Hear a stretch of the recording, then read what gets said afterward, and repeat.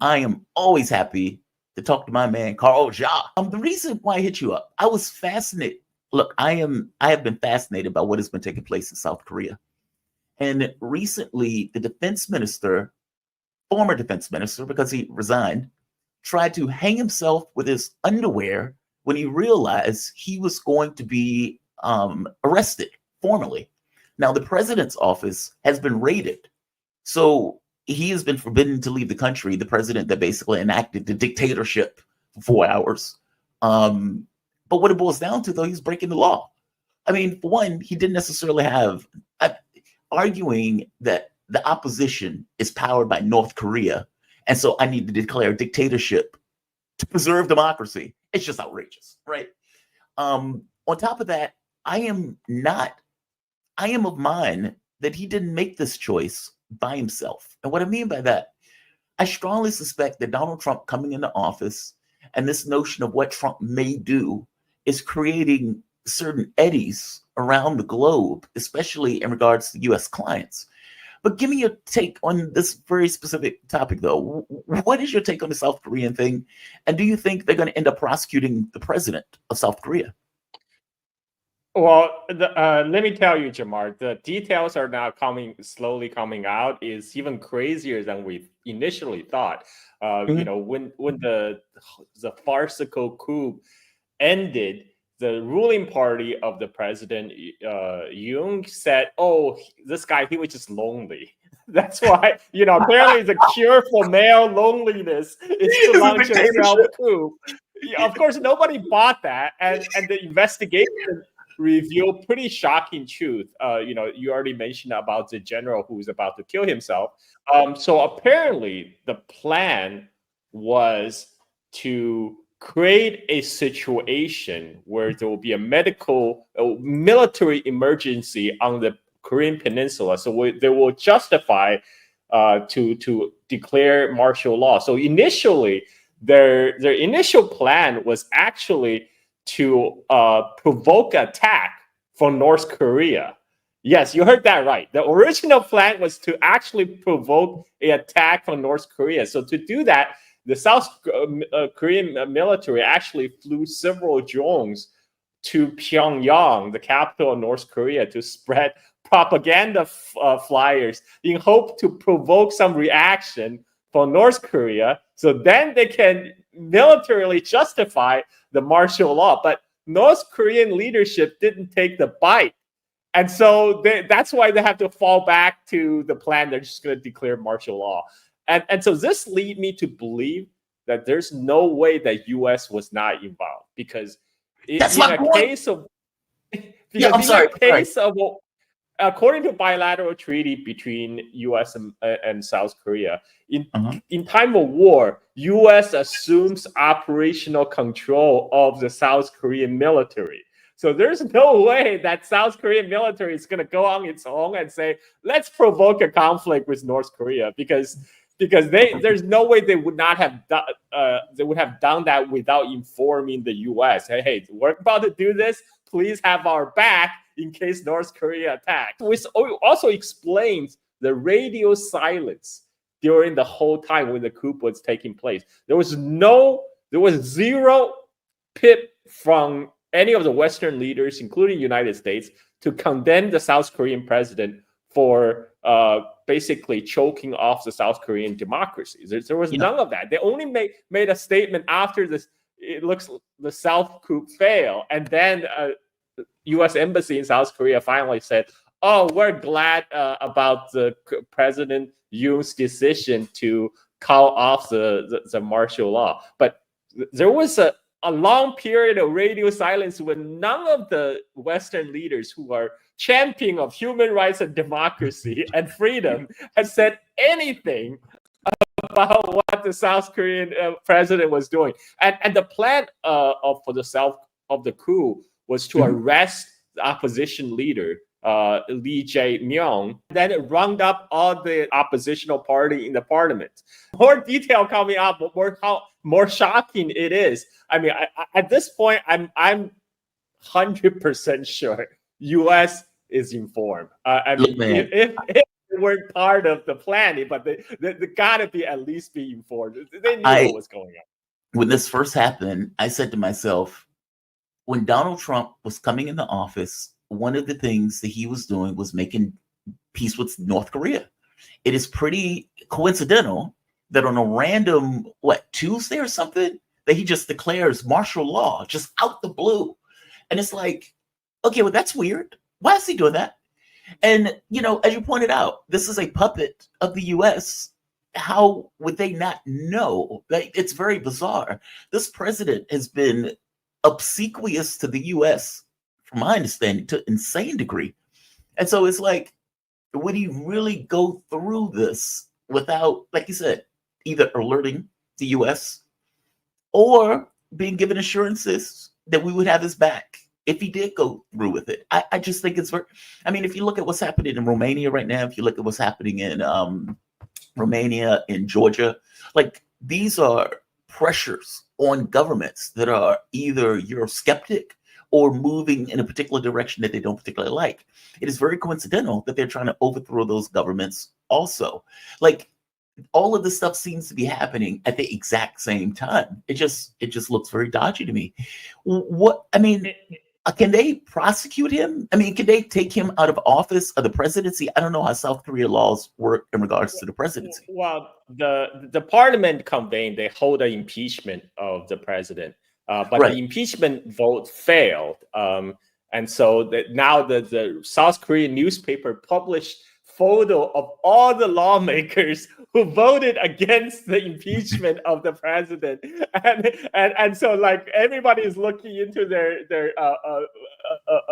past history and their dealings. So one reason, by the way, one reason some of the crazier posting on X about the reason for the South Korean coup, they were saying, because the South Korean president is trying to stop the communists. They're trying to stop the socialists from taking over and stop this pro-Beijing candidate, this Manchurian candidate, from taking over South Korea. So this is referred to the main oppositional leader of South Korea, and his main Lee Jae-myung, and his major sin in these eyes of the Western neocons is in earlier this year during a rally, a pep rally, he said, like, why do we have to get involved in the Taiwan Strait problem? We can just go to China and say, shit, and then we go to Taiwan and say, shit, and that's it, and that's all we have to do. That should be enough. Whatever happened in the Taiwan Strait, that's a problem between mainland China and Taiwan. This is none of our problem. Why do we have to deal with it? 왜 중국을 집적거려요? 그냥 쎄쎄. 대만에도 쎄쎄. 이러면 되지. 자꾸 여기저기 집적거리고 무슨 양안 문제 우리가 왜 개입합니까? 대만 해비 뭘 어떻게 되든 중국과 대만 국내 문제가 어떻게든 우리가 뭔 상관 있어요? So that set him off. That had to set him off. Because from the U.S. point of view, South Korea is one of our platforms for China. And if one of the opposition candidates is coming out saying, hey, why are we doing this? That is going to get a poor eye from the West. That made him the pro-Beijing Manchurian candidate. All he said was like, look, we're Korea. We have nothing to do with like whatever the tension in the Taiwan Strait. Why can't we just carry out normal trading relations? Well, very sensible a suggestion for a nominally sovereign country, right? But that was seen as like, he's pro-Beijing. He's a communist. He's a North Korean sympathizer. He's a hostile state force that was going to subvert South Korea. So that necessitated the martial law and sending South Korean special forces to arrest the lawmakers. And this, by the way, the team of the South Korean special forces they sent is whose main task is to assassinate major North Korean leaders in case of war. That's who they sent to parliament? Yes, and during the coup, and during as the coup was happening, the special forces that blocked the parliament building to prevent the South Korean parliament to convene an emergency.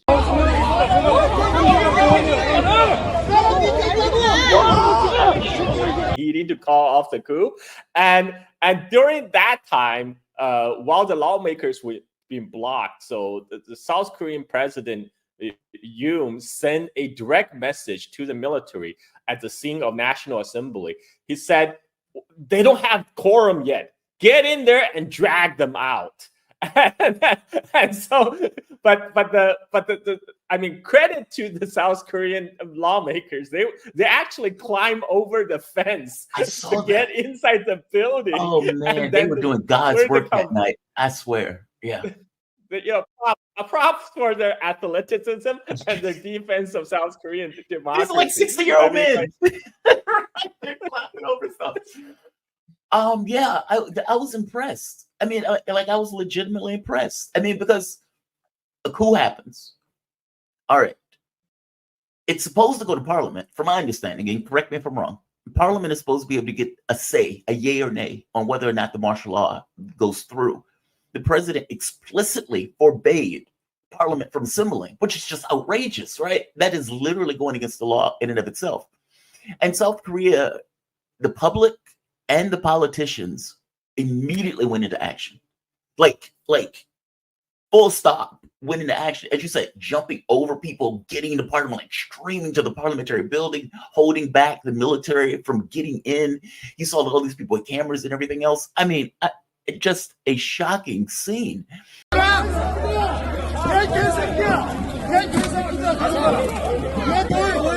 And that is mind-blowing to me, that what they use the pretext to that's not mind-blowing at all. This is the US we're talking about, right? Like, South Korea is supposed to be our platform in Asia in order to go against China. If they are going off the reservation, maybe South Korea needs a little bit of freedom. Maybe they need a little bit of freedom. I can totally see in their minds that being cooked up, either being told or at the very least pushing the dial for that. That is shocking to me. Is it so? Under South Korean law, the president is currently now being investigated. They have blown off impeachment, which is, again, mind-blowing, considering that the man literally tried to take over the government.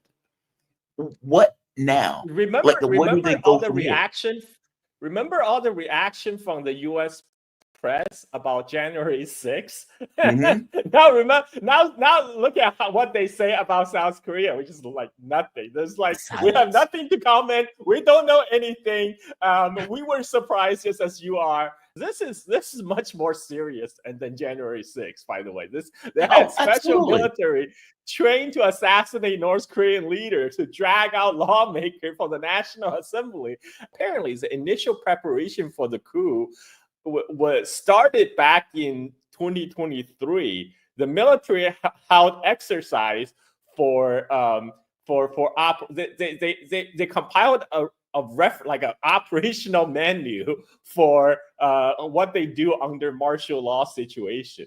And so it's not a win. It's not like the South Korean president feel lonely and decided his cure for male loneliness is to launch a South coup. They prepared this well in advance for like what went down. I'm really happy for the South Korean people that this was stopped right in its track. And I'm really happy that the South Korean media is actually doing their job to digging out all the dirt right now.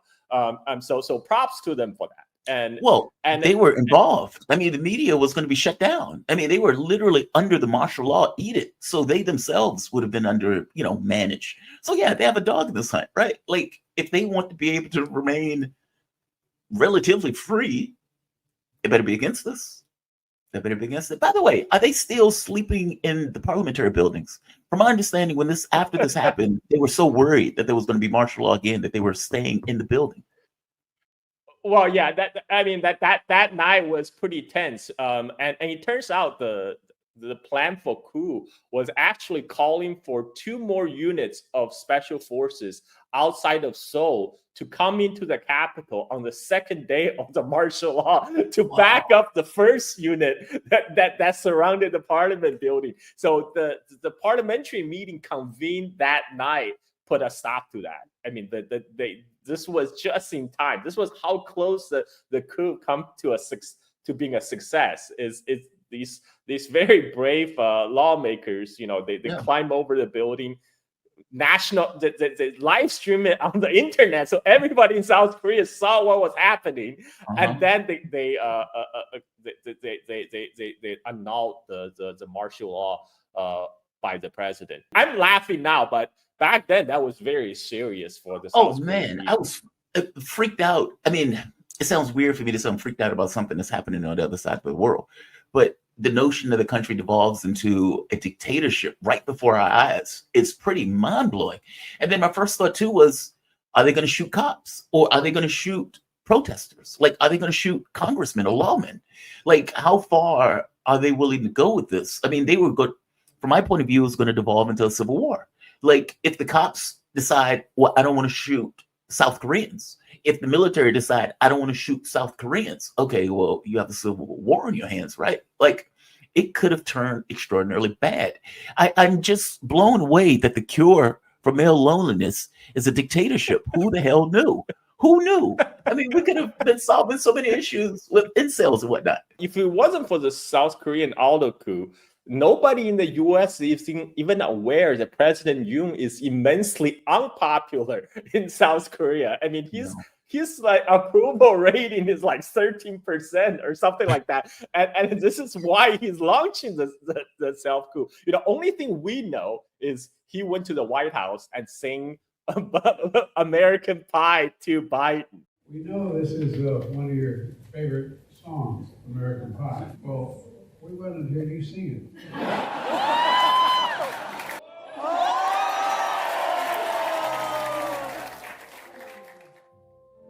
A long, long time ago.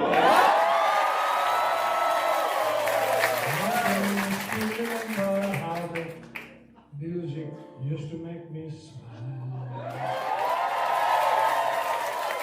My wings had not changed, that I could make those people dance and maybe be happy for a while. And that was actually was incredibly embarrassing in South Korea, because they saw that was obviously he was kissing Biden's ass, and they thought it was undignified for a national leader to do that. And he is even more unpopular for agreeing to the U.S. plan to join the trilateral military alliance that U.S. put together with South Korea, Japan, and United States. And a lot of people in South Korea are like, why are we in bed with our former colonizer, Japan, which is still have a lot of historical issues that they yet to confront with the World War II war crimes? Why are we forming a military alliance with Japan? And this is why the Yoon unpopularity kind of nosedived, because nobody wanted in South Korea wanted to be in a military alliance with Japan. That didn't make sense, but it made sense for United States to put South Korea and Japan together, because U.S. plan is to have all these vassal states all the ducks lying together to contain China, and South Korea is very important. But that's what I was going to ask you. Is do you think that what was going on in, let's say, the planners' head in this, whether it was the U.S., I have a hard time believing that the U.S. wasn't involved in this, especially after the comment of the guy saying, why are we involved in this kind of military conflict? Even though the U.S. has access to the South Korean military, where they can, in time of war, they could basically call up the military. Do you think that the U.S. was concerned that South Korea wasn't necessarily a full ally in this case, meaning that the parliament or the president, especially if it's a new president, considering this one is most likely going to lose the next election, that's assuming you even make it to the next election, that they could decide, well, no, we don't want this military deal. We don't want to go to war with China. We don't want to have this conflict. Like, meaning that South Korea could assert actual democracy and make a choice secondary to what might be in US interest, especially if it's getting into some kind of conflict or some kind of war with China going forward. Is it that they didn't trust South Korea? Like, and I guess let me ask this in two ways.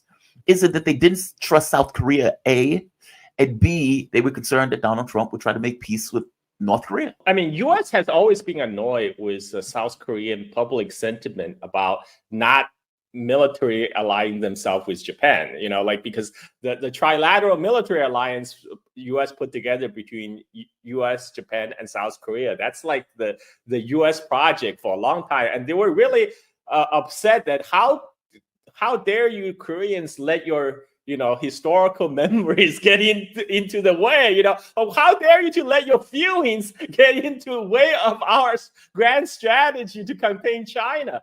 And the Yoon is, like I said, he's immensely unpopular. So it looks like he's going to lose the election, not just the president, the parliament majority as well. So U.S. is worried that South Korea might strike a more independent foreign policy stance. I mean, South Korea has always been abiding by kind of the U.S. guideline, more or less, and no matter under conservative or the left-leaning parties. The difference is degree. U.S. wants someone like you who follow U.S. unquestionably, and even at the detriment of his own popularity inside South Korea. And this is why U.S. like about him. It's like, oh, this is the guy we want to work with. He's willing to embarrass himself in the White House to sing "American Pie" to Biden. This is our guy. And so, and this is why they would not allow even a slight deviation. U.S. do not have allies. We say South Korea is our ally, but U.S. do not have ally. We only have vassal states, and this is why they try to beat down any kind of dissent from the U.S. main objective, which in East Asia is to contain China. So U.S. remain number one. I'm glad you mentioned that, because I want to show you this clip. Now, in every war plan or every war game exercise that I'm aware of against China, the U.S. loses. We lose, right? It's an outpost. It's like, what are you going to do? How are you going to attack it? A has nuclear weapons, it has missiles, it has all of that stuff. Your boats are going to get crushed. So this guy apparently didn't get the memo. And listen to what he says. I want to get your take on this. The advantage lies with us because our last combat was captured on somebody's iPhone 14. The Chinese's last combat was captured on oil and canvas. And they should not forget that. It is easy to bluster, but it's another thing when you actually have to go toe to toe and go in harm's way. And we have a lengthy history of going in harm's way. In Iraq, in Afghanistan, we've built a culture of warrior excellence. We've built a culture of war fighting. We've built a culture of interoperability in the joint force. The PRC has not yet had to deal with that. They haven't had to deal with that in decades. So I would not undersell the value that our combat experience brings to this fight. Because again, their last combat was captured on oil and canvas. So because that's outrageous, right? China's last war was captured with oil canvas, and our was captured with iPhones.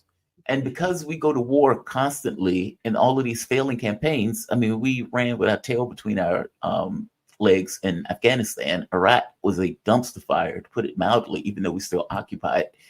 He thinks that this means that we are going to win that war with China.